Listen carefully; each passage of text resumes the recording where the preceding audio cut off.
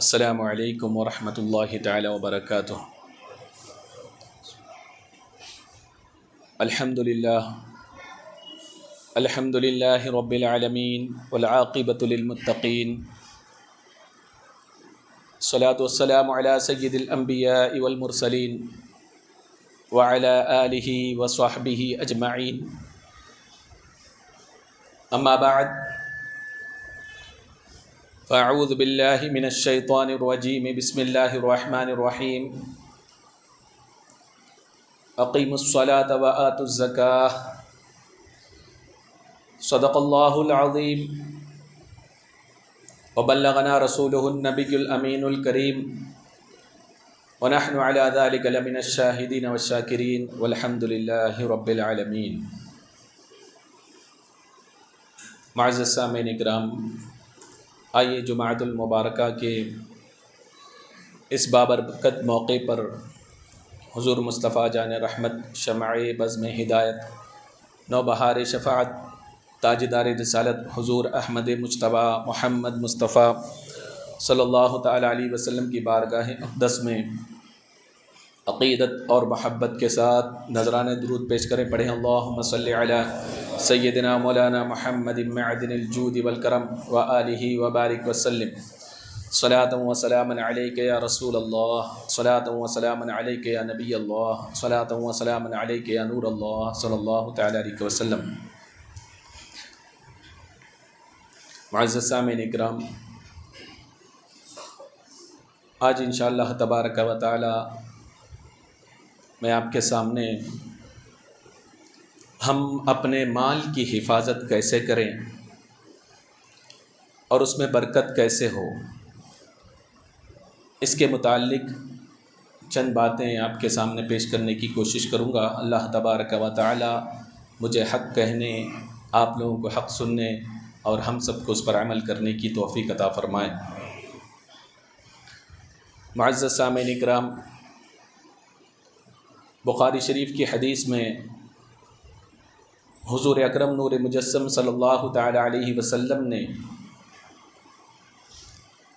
اسلام کے جن ارکان کو آپ نے گنایا، ان میں سے ایک ہے زکوٰۃ۔ زکوٰۃ کی اہمیت و عظمت کو آپ اس بات سے بھی سمجھ سکتے ہیں کہ اللہ تبارک و تعالی نے قرآن مجید میں تقریباً 32 بار نماز کے ساتھ ساتھ زکوٰۃ کا ذکر فرمایا ہے، اور صحابہ کرام رضوان اللہ تعالی علیہم اجمعین اس پر اس قدر پابند اور کاربند تھے کہ آپ کو حیرت ہوگی۔ بخاری شریف کی حدیث میں ہے، جس کا خلاصہ یہ ہے کہ حضور اکرم صلی اللہ تعالی علیہ وسلم کا جب وصال ہوا، صدیق اکبر رضی اللہ تعالی عنہ خلیفہ بنے، تو ایک قبیلے نے زکوٰۃ دینے سے انکار کیا، زکوٰۃ کے منکر ہوئے۔ صدیق اکبر رضی اللہ تعالی عنہ نے تلوار نکالی اور فرمایا میں ان لوگوں سے جنگ کروں گا۔ فاروق اعظم رضی اللہ تعالی عنہ حاضر آئے اور عرض کرنے لگے، اے امیر المؤمنین، وہ تو کلمہ پڑھتے ہیں، آپ ان کے خلاف جنگ کریں گے؟ تو صدیق اکبر رضی اللہ تعالی عنہ نے فرمایا، ہاں، جو بھی نماز اور زکوٰۃ میں فرق کرے گا، یعنی نماز کو تو مانے گا اور زکوٰۃ کی فرضیت کا انکار کرے گا، خدا کی قسم رسول اکرم صلی اللہ تعالی علیہ وسلم کے زمانے میں اگر وہ رسی کا ٹکڑا بھی دیتے تھے اور میرے زمانے میں نہ دے، ایسے لوگوں سے میں ضرور جنگ کروں گا۔ حضرت فاروق اعظم رضی اللہ تعالیٰ عنہ فرماتے ہیں کہ اللہ تبارک و تعالیٰ نے صدیق اکبر کے سینے کو کھول دیا، اور ہمیں اس وقت پتہ چلا صدیق جو کہہ رہے ہیں وہ حق ہے۔ یعنی آپ سوچیں کہ صدر الشریعہ علیہ رحمت الرضوان اس حدیث کی تشریح کرتے ہوئے آپ فرماتے ہیں کہ اس حدیث سے کیا بات سمجھ میں آتی ہے کہ ایک آدمی کلمہ پڑھتا ہے تو کلمہ پڑھ لینا ہی اس کے لیے کافی نہیں ہے، بلکہ اس کے ساتھ ساتھ ضروریات دین کا اقرار کرنا بھی ضروری ہے۔ یعنی ایک آدمی کلمہ پڑھتا ہے اور نماز کو بھی مانتا ہے، اس کو بھی پڑھتا ہے، لیکن اگر وہ زکوٰۃ کا منکر ہو تو شریعت مطہرہ کا یہ فیصلہ ہے کہ وہ شخص کافر ہے۔ تو صدیق اکبر نے اپنے عمل سے بتا دیا، نماز روزے کو مانتا ہو لیکن اگر وہ زکوٰۃ کی ایک پائی کا بھی انکار کرے، زکوٰۃ کا منکر ہو، میں اس کے ساتھ اعلان جنگ کرتا ہوں۔ قرآن مجید میں اللہ تبارک و تعالیٰ نے جا بجا زکوٰۃ کا ذکر فرمایا۔ اللہ تبارک و تعالیٰ ارشاد فرماتا ہے، خذ من اموالہم صدقۃ تطہرہم وتزکیہم بہا وصلی علیہم ان صلاتک سکن لہم۔ اے حبیب، ان سے مال، صدقے کا مال لیجئے اور انہیں پاک و صاف کیجئے اور آپ ان کے لیے دعا فرمائیے، آپ کی دعا ان کے لیے سکون قلب کا باعث ہے۔ تو اس آیت کریمہ کے تعلق سے مفسرین ایک قول یہ فرماتے ہیں کہ آپ ان سے صدقہ لیجئے۔ اس صدقے سے مراد صدقہ واجبہ یعنی زکوٰۃ ہے، یعنی لوگوں سے زکوٰۃ حصول کیجئے اور غربا میں اس کو تقسیم کیجئے۔ اور حبیب اتنا ہی نہیں بلکہ جو زکوٰۃ دیتے ہیں ان کے لیے آپ دعا فرمائیے اور آپ کی دعا جو ہے ان کے قلب کے لیے تسکین کا باعث ہے۔ اس سے یہ بات بھی سمجھ میں آتی ہے، جو بندہ مومن زکوٰۃ ادا کرتا ہے، رسول اکرم صلی اللہ علیہ وسلم، ہمارا ایمان ہے کہ رسول اکرم صلی اللہ علیہ وسلم کا اس کے لیے دعا ہے، اور دعا مومنین کے لیے یقیناً تسکین قلب کا باعث ہے۔ سرکار دو عالم صلی اللہ علیہ وسلم کی دعا ملے اور کون بندہ مومن خوش نہ ہو، اور سرکار دو عالم صلی اللہ علیہ وسلم کی دعا یقیناً رنگ لاتی ہے۔ اور بندہ مومن اگر زکوٰۃ ادا کرتا ہے، اللہ کی راہ میں مال خرچ کرتا ہے، تو اسے ملے گا کیا؟ اس کا فائدہ کیا ہوگا؟ تو قرآن مجید میں اللہ تبارک و تعالی ارشاد فرماتا ہے، وَرَحْمَتِي وَسِعَتْ كُلَّ شَيْءٍ فَسَأَكْتُبُهَا لِلَّذِينَ يَتَّقُونَ وَيُؤْتُونَ الزَّكَاةَ، کہ میری رحمت ہر چیز کو گھیرے ہوئے ہے اور میں نے اس کے لیے نعمتیں لکھ دیا ہے جو اللہ سے ڈرتا ہے اور زکوٰۃ ادا کرتا ہے۔ اس آیت کریمہ پہ آپ غور کریں تو آپ کو معلوم ہوگا کہ دو باتیں ہیں۔ دو شخص کے تعلق سے سرکار دو عالم صلی اللہ علیہ وسلم نے اس آیت کریمہ میں آپ نے یہ بات بتائی۔ اللہ تبارک و تعالیٰ یہ فرماتا ہے کہ دو بندے ایسے ہیں جن کے لیے ہم نے نعمتیں لکھ دی ہے اور اس کے اوپر جو ہے میری رحمت کی بارش ہے۔ وہ کیا ہے؟ ایک جو اللہ سے ڈرتا ہے اور دوسرا وہ شخص ہے جو زکوٰۃ دیتا ہے۔ اور اس آیت کریمہ کے پہلے حصے میں اللہ تعالیٰ نے فرمایا رحمتی وسعت کل شیء، یعنی اس سے یہ بات سمجھ میں آتی ہے کہ جو اللہ سے ڈرتا ہے اور زکوٰۃ ادا کرتا ہے، اللہ کی رحمت کے سائے میں ہوتا ہے۔ اور آگے دوسری آیت میں اللہ تبارک و تعالیٰ نے ارشاد فرمایا، وَمَثَلُ الَّذِينَ يُنْفِقُونَ أَمْوَالَهُمُ ابْتِغَاءَ مَرْضَاتِ اللَّهِ وَتَثْبِيتًا مِنْ أَنفُسِهِمْ كَمَثَلِ جَنَّةٍ بِرَبْوَةٍ أَصَابَهَا وَابِلٌ فَآتَتْ أُكُلَهَا ضِعْفَيْنِ فَإِن لَّمْ يُصِبْهَا وَابِلٌ فَطَلٌ۔ اس آیت کریمہ میں اللہ تبارک و تعالیٰ نے ایک مثال کے ذریعے بات بتائی ہے کہ اس کی مثال جو اللہ کی راہ میں خرچ کرتا ہے، کہ ایک بلند مقام پر اس کا باغ ہے اور اس میں خوب زوردار بارش ہو یا نہ ہو یا شبنم ہی ہو، تو اللہ تبارک و تعالیٰ فرماتا ہے کہ اس کے لیے فائدہ ہی فائدہ ہے۔ وہ کیسے؟ آپ دیکھیں کہ بلند مقام پر جہاں باغ ہو وہاں صاف و شفاف ہوائیں چلتی ہیں اور وہاں گندا پانی کا کوئی تصور نہیں، سمندر کی طغیانی کے لپیٹے میں آنے کا کوئی تصور نہیں۔ ایسے مقام پر باغ ہو اور خوب بارش ہو تب بھی آپ دیکھیں زوردار پھل نکلتے ہوئے نظر آتے ہیں۔ اور اللہ تعالیٰ فرماتے ہیں اگر زوردار بارش نہ ہو تب بھی اس باغ کے لیے شبنم کے چند قطرات ہی کافی ہے کہ اس سے وہ باغ جو ہے پھل دینے لگتے ہیں۔ گویا کہ اس آیت کریمہ میں یہ بات بتائی جا رہی ہے کہ جو اللہ کی راہ میں خرچ کرے، زیادہ کرے یا کم کرے، وہ اللہ تبارک و تعالیٰ اسے اجر سے مایوس نہیں کرتا۔ یعنی بارش ہو یا نہ ہو، شبنم کے قطرات ہی ہو، اللہ تبارک و تعالیٰ اسے اجر ضرور عطا فرماتا ہے۔ اور اس کے علاوہ اللہ تبارک و تعالیٰ نے اس کی راہ میں خرچ کرنے کے تعلق سے یہ فرمایا مثل الذین ينفقون اموالهم فی سبیل اللہ کمثل حبۃ انبتت 7 سنابل فی کل سنبلۃ 100 حبۃ واللہ یضاعف لمن یشاء، کہ جو اللہ کی راہ میں خرچ کرتے ہیں کہ اس کی مثال یہ ہے کہ وہ ایک دانہ زمین میں بوتا ہے اور اللہ تبارک و تعالیٰ سے کیا کرتا ہے، اس سے 7 بالیاں اگاتا ہے، یعنی آف شورس جو ہوتے ہیں 7 بالیاں نکلتے ہیں اور ہر بالی میں 100 دانے ہوتے ہیں۔ اللہ تبارک و تعالیٰ فرماتا ہے واللہ یضاعف لمن یشاء، اور اللہ تبارک و تعالیٰ اس سے زیادہ بھی عنایت فرماتا ہے۔ کیا بات سمجھ میں آئی کہ آدمی کہ اگر وہ کھیتی کرنا چاہتا ہے تو ایک بالی ایک دانہ ڈالے تو اس سے پودا نکلے تو 7 بالیاں نکلتی ہیں، اور اس 7 بالیوں میں ہر بالی میں 100 دانے ہوتے ہیں، تو ایک دانے کی وجہ سے اسے 700 دانے اسے ملے۔ تو ایسے ہی جو اللہ کی راہ میں 1 روپیہ یا 1 خرچ کرتا ہے تو اللہ تبارک و تعالیٰ اسے اجر میں 700 عنایت فرماتا ہے۔ اور اتنا ہی نہیں بلکہ اس کا اخلاص جتنا زیادہ ہوگا اللہ تعالیٰ فرماتا ہے واللہ یضاعف لمن یشاء، اللہ تبارک و تعالیٰ چاہے تو اس سے بھی زیادہ اسے عطا کرے، اس سے بھی زیادہ عطا کرے۔ اب بندہ مومن زکوٰۃ ادا کرتا ہے تو اللہ تبارک و تعالیٰ قرآن مجید میں ارشاد فرماتا ہے کہ اس کے اجر کو تو آپ نے سن لیا اور اس کی برکتیں آپ دیکھیں، وما آتیتم من زکوٰۃ، کہ جو اللہ تبارک و تعالیٰ کی رضا کے لیے زکوٰۃ ادا کرتا ہے، وما آتیتم من زکوٰۃ یریدون وجہ اللہ فَأُولَئِكَ هُمُ الْمُضْعِفُونَ، جو اللہ کی رضا کے لیے زکوٰۃ ادا کرتا ہے اللہ تبارک و تعالیٰ فرماتا ہے میں اسے دگنا عطا کروں گا،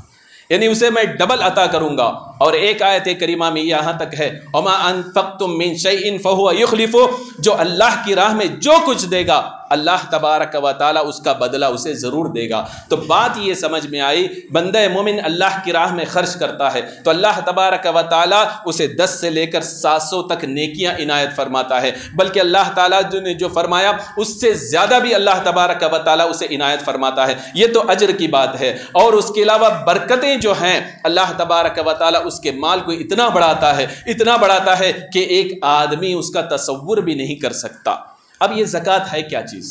زکوٰۃ کا معنی ہے، علماء فرماتے ہیں پاکیزگی کی، ستھرائی کی،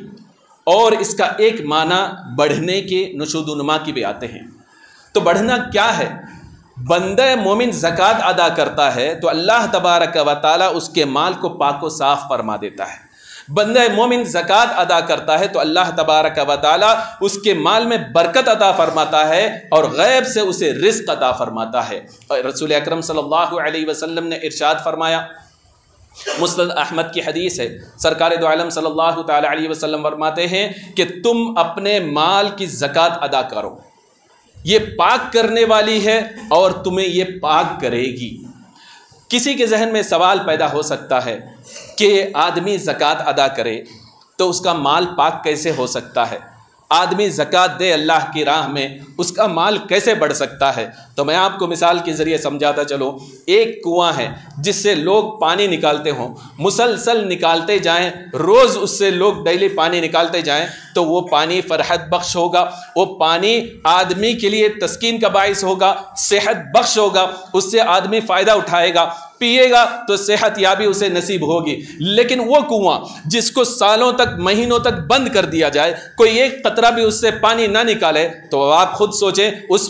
کنویں کا پانی گدلا ہو جائے گا، اس کا پانی گندا ہو جائے گا۔ اب اگر کوئی اس سے پانی نکال کر پیے گا، بجائے صحت یابی کے بیماری کا باعث وہ پانی بنے گا۔ تو بات کیا سمجھ میں آئی؟ مسلسل نکالی جائے پانی تو کنویں کا پانی صاف و شفاف رہتا ہے اور پانی بڑھتا رہتا ہے، لیکن اگر اسی پانی کو ایسے چھوڑ دیا جائے وہ پانی گندا ہوتا ہے اور مضر صحت ثابت ہوتا ہے۔ اور اس کے علاوہ یہ مثال بھی آپ دیکھتے چلیں کہ ایک درخت ہو جو پھلدار ہو، اگر اس کے سائیڈ کے شاخیں کاٹ دی جائیں پھل اور زیادہ اگنے لگتے ہیں اور زیادہ پھل اس میں لگنے لگتے ہیں۔ تو بات کیا سمجھ میں آئی کہ جس پانی کو برابر یوز کریں تو اس میں برکت ہوتی ہے، وہ صاف و شفاف رہتا ہے، اور جس درخت کے سائیڈ کو جو ہے کاٹا جائے اس کی شاخوں کو، اس میں پھل اور آنے لگتے ہیں۔ ایسے ہی اللہ کی راہ میں جو خرچ کیا جائے تو رسول اکرم صلی اللہ تعالی علیہ وسلم فرماتے ہیں کہ اللہ تبارک و تعالی اس کے مال کو پاک فرما دیتا ہے اور تجھے بھی وہ مال پاک کر دیتا ہے۔ اور اور اتنا ہی نہیں بلکہ قرآن کے مطابق یہ بات سمجھ میں آئی کہ اللہ کے راہ میں خرچ کریں تو اللہ تبارک و تعالیٰ اس کو دوگنا فرما دیتا ہے، اور کہیں 700 کی مقدار بھی اللہ تبارک و تعالیٰ اس کو بڑھاتا ہے، اور اس کے علاوہ اور بھی زیادہ اللہ تبارک و تعالیٰ جس قدر اخلاص ہو بندے کا اس قدر اللہ تبارک و تعالیٰ اس کو بڑھاتا ہے۔ ایک مرتبہ درود شریف پڑھیں، اللہم صلی علی سیدنا مولانا محمد معدن الجود والکرم وآلہ وبارک وسلم صلاۃ و سلام علیک یا رسول اللہ صلی اللہ تعالیٰ علیہ وسلم۔ اب ہم کیا کرتے ہیں، ہمارا طور و طریقہ مال کی حفاظت کے لیے ہم کیا کرتے ہیں؟ ایک طریقہ تو یہ ہوتا ہے کہ آدمی چوری سے اور ڈکیتی سے اور نقصان سے بچانے کے لیے اس مال کو محفوظ کرنا چاہتا ہے تو وہ بینک میں لے جا کے بیلنس کر دیتا ہے، یا صورت یہ ہوتی ہے بینک میں ایک لاکر خرید لیتا ہے، اپنے دوسرے جو ہے ہیرے جواہرات ہو یا سونا ہو اس لاکر میں لے جا کے لاک کر دیتا ہے، یا یہ ہے کہ اپنے گھر میں ایک تجوری خرید لیتا ہے، اس میں اس کو سیف رکھنے کے لیے اس کو لاک کر دیتا ہے۔ یہ سارے طریقے ہوتے ہیں، یا کسی امانت دار کو اس کو دے دیا جائے تاکہ وہ محفوظ رہے۔ یہ سارے طور طریقے آپ اپناتے ہیں، تو میں آپ سے پوچھنا چاہتا ہوں، آپ نے اپنے مال کی حفاظت کے لیے گھر سے نکال کر بینک میں رکھا، اپنے سونے چاندی کو کی حفاظت کے لیے آپ نے گھر سے نکال کر لاکر میں رکھا، اور اپنے مال کی حفاظت کے لیے آپ نے تجوری خریدی اور اس میں آپ نے لاک کر دیا، تو کیا آپ اس بات کی گارنٹی دے سکتے ہیں کہ بینک میں لاکر میں تجوری میں رکھنے کے باوجود کیا آپ کا مال محفوظ رہ سکتا ہے؟ نہیں۔ آپ جانتے ہیں بینک میں رکھیں تو آج کا ماحول یہ ہے کبھی بھی بینک ڈوب سکتا ہے، لوکل میں رکھے تو آپ سینکڑوں واقعات ایسے آپ دیکھتے ہوں گے کہ اس میں ڈکیتی ہوئی، چوری ہوئی، لوگوں کے مال لوٹ لیے گئے، اور اگر گھر کے تجوری میں رکھی جائے وہ بھی آپ سیف نہیں کہہ سکتے، سیکیور نہیں کہہ سکتے۔ تو ہر صورت میں پہاڑ کی بلندی میں بھی آپ رکھ دیں جہاں صرف تنہا آپ جا سکتے ہو، تب بھی آپ یہ نہیں کہہ سکتے کہ میرا مال وہاں سیکیور ہے، سیف ہے، اس لیے کہ جب تک اللہ نہ چاہیں کہیں بھی آپ رکھیں وہ مال سیف نہیں ہو سکتا، وہ مال سیکیور نہیں ہو سکتا، اس کی مال کی حفاظت نہیں ہو سکتی۔ آدمی اپنے مال کی سیفٹی چاہتا ہے، اپنے مال کی حفاظت چاہتا ہے، تو کیا کریں؟ رسول اکرم صلی اللہ تعالی علیہ وسلم ارشاد فرماتے ہیں، امام طبرانی نے اس کو نقل فرمایا، سرکار دو عالم صلی اللہ علیہ وسلم ارشاد فرماتے ہیں، جس نے اپنے مال کی زکوٰۃ ادا کی اللہ تبارک و تعالیٰ نے اس سے شر کو دور فرما دیا۔ شر کیا ہے؟ چوری بھی شر ہے، ڈکیتی بھی شر ہے، نقصان بھی جو ہے شر ہے۔ تو بات کیا سمجھ میں آئی کہ آدمی زکوٰۃ ادا کرتا ہے، سرکار فرماتے ہیں شر کو اللہ تعالیٰ اس سے دور فرماتا ہے۔ امام ابو داؤد رضی اللہ تعالیٰ عنہ مراسل میں ایک روایت نقل فرماتے ہیں، آپ فرماتے ہیں کہ رسول اکرم صلی اللہ تعالی علیہ وسلم نے ارشاد فرمایا کہ تم اپنے مال کو زکوٰۃ دینے کے ذریعے اس کو مضبوط قلعوں میں محفوظ کر لو۔ دوبارہ سنیں کہ اپنے مال کی زکوٰۃ ادا کر کے اس کو مضبوط قلعوں میں محفوظ کر لو۔ آگے سرکار دو عالم صلی اللہ علیہ وسلم نے فرمایا اور اپنی بیماری کو صدقات کے ذریعے دور کیا کرو۔ آگے فرماتے ہیں جو بلائیں نازل ہونے والی ہیں اپنی دعا کے ذریعے اس کو ٹال دو، اس لیے کہ دعا جو ہے جو بلا نازل ہو چکی اسے بھی دور کر دیتی ہے، اور جو نازل ہونے والی ہے اسے بھی سرکار فرماتے ہیں دور کر دیتی ہے۔ تو بات اس حدیث سے کیا سمجھ میں آئی؟ آدمی اپنے مال کو محفوظ کرنا چاہتا ہو، سیکیور کرنا چاہتا ہو، حفاظت کرنا چاہتا ہو، تو طریقہ یہ ہے کہ سرکار نے فرما دیا کہ اس کی زکوٰۃ صحیح ڈھنگ سے تم نکالو گے، اللہ کے لیے نکالو گے تو اللہ تبارک و تعالی اس مال کی حفاظت فرمائے گا۔ اور یہاں تک فرمایا سرکار دو عالم صلی اللہ علیہ وسلم نے، مجموع الزوائد کی حدیث ہے، سرکار فرماتے ہیں کہ خشکی و تری میں جو مال بھی برباد ہوتا ہے اس کی وجہ زکوٰۃ نہ دینا ہے۔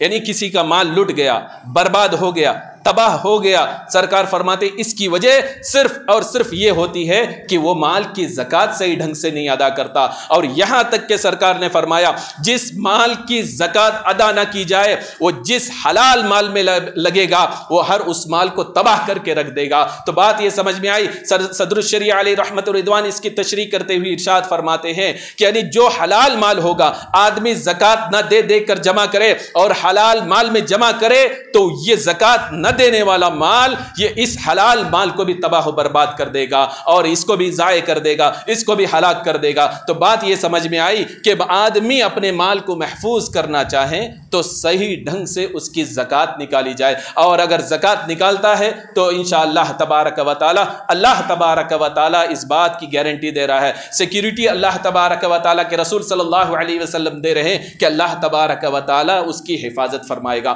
بہت سارے واقعات ایسے ملتے ہیں کہ بندہ مومن نے کہیں مال کو محفوظ جگہ پہ نہیں رکھا، لیکن اللہ تبارک و تعالی اس کے باوجود بھی اس کے مال کی حفاظت فرماتا ہے۔ اور اگر زکوٰۃ نہ دے، حدیث مبارکہ میں بھی آتا ہے کہ زکوٰۃ نہ دینے کی وجہ سے اللہ تبارک و تعالی بندوں کو قحط سالی میں مبتلا فرماتا ہے، بارش نہیں نازل فرماتا۔ اور روایتوں میں یہاں تک آتا ہے کہ زکوٰۃ نہ دے تو اللہ تعالیٰ ایک قطرہ بھی بارش نہ برسائے، لیکن اللہ برساتا ہے۔ اس کی وجہ کیا ہے؟ سرکار دو عالم صلی اللہ تعالیٰ علیہ وسلم فرماتے ہیں کہ اگر یہ چوپائے جانور نہ ہو تو اللہ تعالیٰ بندوں پر ایک قطرہ بارش بھی نازل نہ فرمائے۔ آپ سوچیں، آپ پانی پی رہے ہیں، لوگ عمومی طور پر صحیح ڈھنگ سے زکوٰۃ نہیں دیتے، پھر بھی بارش ہوتی ہے، تو مقصد کیا ہے؟ مقصد یہ ہے بارش کا کہ آپ کو پانی نہیں بلکہ ان جانوروں کی وجہ سے آپ کو پانی مل رہا ہے۔ اللہ تبارک و تعالیٰ ان جانوروں پر رحم فرما رہا ہے، ان کی صدقے میں آپ کو پانی مل رہا ہے۔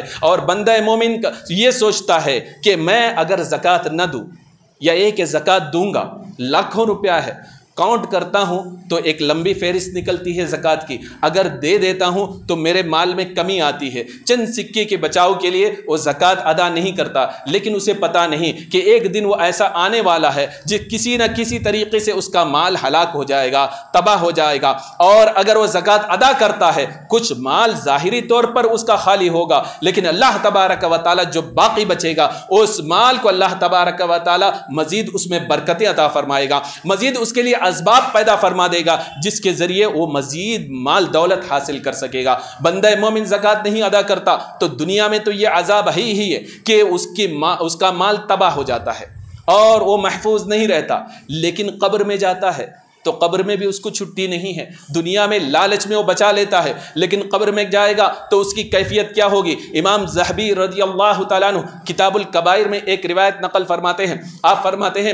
علامہ یوسف فریابی رحمۃ اللہ تعالیٰ علیہ چند لوگوں کے ساتھ حضرت ابو سنان رضی اللہ تعالیٰ عنہ جو بہت بڑے بزرگ تھے، ان سے ملاقات اور ان کی زیارت کے لیے آپ تشریف لے گئے۔ جب ان کے گھر پہ پہنچے، گفتگو کے بعد حضرت ابو سنان رضی اللہ تعالیٰ عنہ نے علامہ یوسف فریابی رحمۃ اللہ تعالیٰ علیہ سے آپ نے فرمایا کہ میرے پڑوس میں ایک شخص ہے جس کے بھائی کا انتقال ہو گیا ہے، چلو اس کے گھر پہ چلتے ہیں اور تعزیت کے جملے کچھ کہتے ہیں اور دعا کر کے واپس آ جاتے ہیں۔ سب لوگ ایگری ہوئے، ان کے گھر پہ تشریف لے گئے اور اسے جو ہے تسلی دی اور تعزیت کے جملے کہے، لیکن اس شخص کو علامہ ابو سنان رحمۃ اللہ تعالیٰ علیہ فرماتے ہیں ہم نے دیکھا کہ زارو قطار رو رہا ہے، کسی کی بات کو سننے کے لیے تیار نہیں۔ بہت دیر ہوئی، ہم بیٹھے رہے، اس کا رونا کم نہ ہوا، آنسو بہا رہا ہے۔ ہم نے اس سے پوچھا کیا بات ہے، بلک بلک کر رو رہا ہے؟ ہم تعزیت دے رہے ہیں تو تعزیت قبول کرنے کے لیے تیار نہیں، ہم تسلی دے رہے ہیں تو جو ہے تسلی کو قبول کرنے کے لیے تیار نہیں۔ کیا تجھے پتا نہیں ایک دن اللہ نے مقرر کی ہے، ہر ایک کو جانا ہے، تیرا بھائی گیا ہے، کسی دن تجھے بھی جانا ہے، کسی دن ہمیں بھی جانا ہے، تو اس قدر بلک کر رونے کی ضرورت تجھے کیا ہے؟ ہم تسلی بھی دے رہے ہیں تو قبول کرنے کے لیے تیار نہیں۔ تو وہ شخص عرض کرنے لگا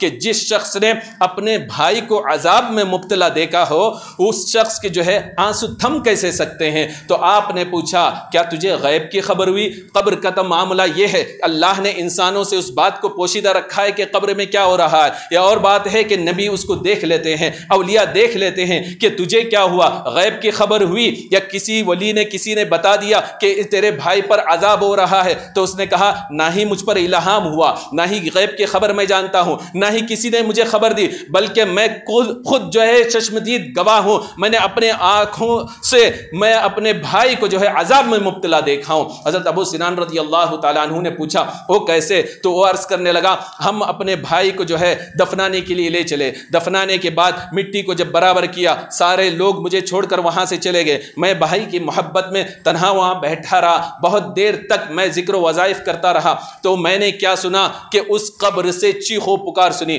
قریب گیا، کان لگایا تو کیا دیکھتا ہوں کہ کسی اور کی قبر نہیں بلکہ میرے بھائی کی قبر ہے۔ میں نے سنا وہ کہہ رہا ہے کہ مجھے سارے لوگ چھوڑ گئے اور مجھے عذاب میں مبتلا کیا گیا، کیا میں نماز نہیں ادا کرتا تھا، کیا میں روزہ نہیں رکھا کرتا تھا؟ یقین رکھا کرتا تھا۔ یہ چلا رہا ہے، چیخ رہا ہے اور اس سے آوازیں آ رہی ہیں۔ تو وہ کہتے ہیں کہ میری دل میں بھائی کی محبت نے انگڑائی لی، میں نے فیصلہ کر لیا کہ آخر کار دیکھوں تو کیا ہو رہا ہے۔ میں نے قبر کی کھدائی شروع کی تو کیا دیکھتا ہوں کہ جب پوری قبر کھل گئی، پوری قبر جو ہے آگ کے لپیٹے میں ہے، آگ کا شعلہ بھڑک رہا ہے، اور میں نے یہ دیکھا کہ میرے بھائی کے گلے میں آگ کا توق ہے۔ میں حیران رہ گیا اور پریشان ہونے کے بعد میں نے یہ سوچا کم سے کم اس کے گلے سے توق تو آگ کا توق تو نکالوں۔ میں نے جو ہی ہاتھ بڑھایا میرا ہاتھ جل گیا، اور اس نے اپنا ہاتھ حضرت ابو سنان رضی اللہ تعالیٰ عنہ کو دکھایا۔ آپ فرماتے ہیں اس کا پورا ہاتھ جلا ہوا تھا، اور وہ کہتے ہیں کہ میں نے کسی طریقے سے قبر کو برابر کیا۔ تو حضرت ابو سنان رضی اللہ تعالیٰ عنہ نے اس سے پوچھا کہ اے شخص بتا، کیا تیرا بھائی نماز نہیں ادا کیا کرتا تھا؟ وہ کہتے ہیں کہ ہاں نماز پڑھا کرتا تھا۔ کیا تیرا بھائی جو ہے رمضان کے روزے نہیں رکھا کرتا تھا؟ کہ انہوں نے کہا کہ ہاں رمضان کے روزے رکھا کرتا تھا۔ پھر کیا بات ہے کہ اس پر عذاب ہو رہا ہے؟ تو اس کا بھائی کہتا ہے کوئی اور وجہ نہیں، نماز بھی پڑھتا تھا، روزے بھی رکھا کرتا تھا، لیکن اپنے مال کی زکوٰۃ نہیں ادا کیا کرتا تھا۔ تو معزز سامعین آپ دیکھیں، نماز روزہ رکھنے کے باوجود اپنے لالچ میں آ کر زکوٰۃ نہ ادا کرنے کی وجہ سے اللہ تبارک و تعالیٰ نے اسے قبر میں عذاب میں مبتلا فرما دیا ہے۔ یہ تو جو ہے دنیا میں بھی تباہی ہے، مال کی تباہی، اور جب قبر میں جائے وہاں بھی عذاب ہے، اور جب قیامت کا منظر ہوگا اور جب جہنم میں جائے گا اس کی کیفیت کیا ہوگی، قرآن میں اس کو بھی بیان کر دیا گیا ہے تفصیل سے کہ یوم یحمی علیہا فی نار جہنم فتکوی بہا جباؤہم وجنوبہم وظہورہم ھذا ما کنزتم لانفسکم فذوقوا ما کنتم تکنزون۔ جو اللہ تبارک و تعالیٰ کی بارگاہ میں اس کی راہ میں مال کو خرچ نہیں کرتے، اپنے سونے چاندی کو، والذین یکنزون الذھب والفضہ ولا ينفقونھا فی سبیل اللہ، جو اپنے سونے چاندی کو جمع کر کے رکھتے ہیں اور اسے اللہ کی راہ میں خرچ نہیں کرتے، تو اللہ تبارک و تعالیٰ فرماتا ہے کہ وہ دن آئے گا اس مال کو تپایا جائے گا، کبھی اس کے سینے میں داغا جائے گا، کبھی اس کے جو ہے بازوؤں میں داغا جائے گا، اور کبھی اس کے پیٹھ پہ داغا جائے گا، اور اسی طریقے سے کہا جائے گا ھذا ما کنزتم لانفسکم، یہی وہ مال ہے جو تم نے دنیا میں جمع کیا تھا، فذوقوا ما کنتم تکنزون، تو آج تم اس مال کے جمع کیے ہوئے کا مزہ تم چکھو۔ تو بات کیا سمجھ میں آئی کہ دنیا میں بھی گویا کہ ایک طریقے سے عذاب ہے، قبر میں بھی زکوٰۃ نہ دینے والے پر ایک طریقے سے عذاب ہے، اور قیامت کے دن ہوگا تو اس وقت بھی اس پر عذاب ہوگا۔ بخاری شریف کی حدیث میں یہاں تک ہے کہ اللہ تبارک و تعالیٰ زکوٰۃ میں مال نہ نکالنے والے کے لیے کہ اللہ تعالیٰ بروز قیامت اس کے ایک گنجے سانپ کی شکل میں پیدا فرمائے گا، اور اس کی جو ہے 2 نشان ہوں گے، اور وہ جو ہے اس کو لپیٹ لے گا اور اس کو ڈسے گا، یہاں تک کہ وہ کہے گا انا مالکا اور انا کنزکا، میں ہی وہ مال ہوں جو دنیا میں تو نے جمع کیا تھا، میں ہی وہ خزانہ ہوں جو تو نے دنیا میں جمع کیا تھا، اللہ کی راہ میں خرچ نہیں کیا تھا۔ اور یہاں تک بھی آتا ہے کہ امام عشق و محبت اس حدیث کی تشریح میں فرماتے ہیں کہ اللہ تبارک و تعالیٰ اس مال کو تپائے گا،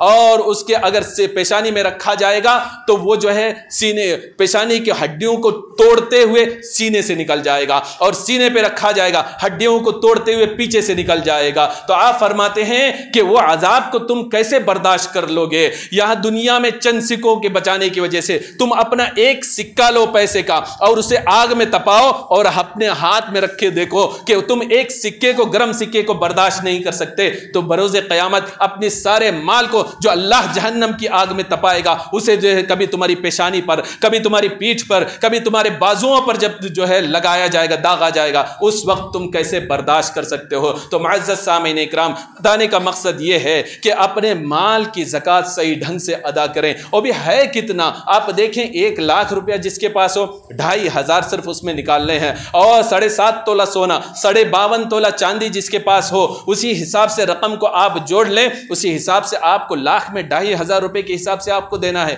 یہ بات اور ہے کہ آپ اگر جوڑتے ہیں، اگرچہ دنیا میں وہ آپ کو زیادہ نظر آتا ہے کہ اتنا نکالنا ہے، لیکن آپ اللہ کی رضا کے لیے آپ ادا کریں گے تو یقیناً اللہ آپ کے مال میں برکت عطا کرے گا، اور غیب سے ایسے راستے آپ کے لیے کھول دے گا کہ جہاں اللہ تبارک و تعالیٰ اس سے کئی گنا زیادہ عنایت فرمائے گا۔ اپنے جو ہے دل کو کھلا رکھیں اور زکوٰۃ کے لیے ایک ایک پائی کے تعلق سے سوچیں اور ہرگز اپنے دل کو چھوٹا نہ کریں، اس لیے کہ یہ اگر نہ دینا جو ہے یہ دنیا میں بھی بربادی کا باعث ہے، قبر میں بھی جو ہے تباہی کا باعث ہے، آخرت میں بھی جو ہے عذاب کا باعث ہے۔ اللہ تبارک و تعالی ہم سب کو جو ہے صحیح ڈھنگ سے زکوٰۃ نکالنے کی توفیق عطا فرمائے۔ استغفر اللہ ربی من کل ذنب واتوب الیہ، وآخر دعوانا ان الحمد للہ۔